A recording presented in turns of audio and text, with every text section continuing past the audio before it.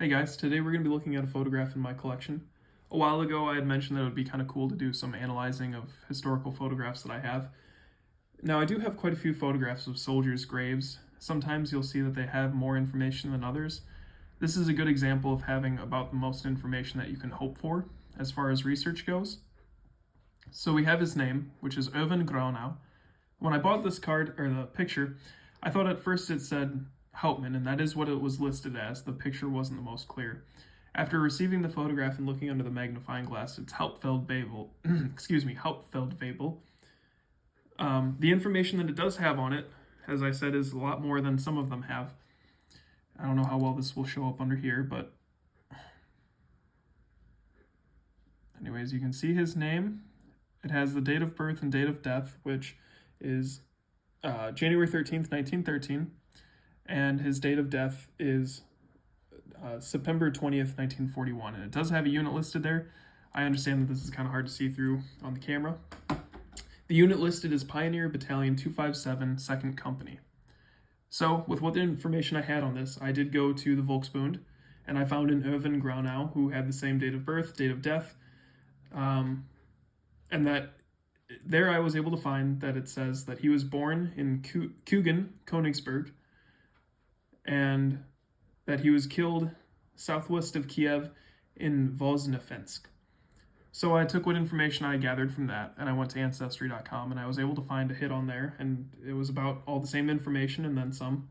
So Erwin Gronau, born January 13th, 1913, Kugen, Königsberg, died the 20th of December, 1941, and then in Voznesensk, and there we find that he is listed as Pioneer Battalion 257, 2nd Company.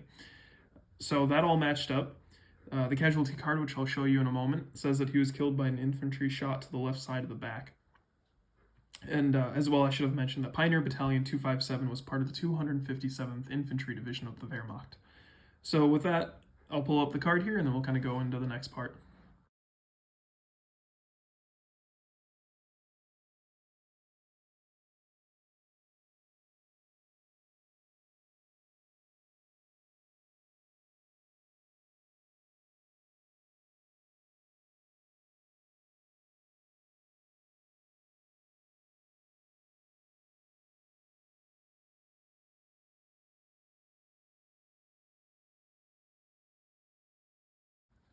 So after looking at the casualty card, like I said, it confirmed all the information that I previously had on Erwin.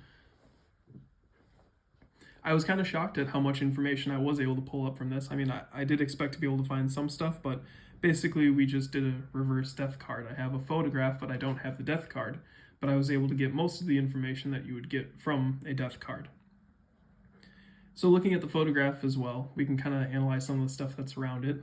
We see a big open field and somewhere in the eastern front. The southern section, I should have said, so southwest of Kiev, we're in the very southernmost section of the eastern front, at least in this era of the war. We have a little village in the background there, and along the grave they built a little birch fence line, and then you can also see that his Stahlhelm is posted there with the flowers. So anyway, I don't really have too much information other than this, but I just thought it was kind of interesting how much I was able to find about Erwin with just having a photograph.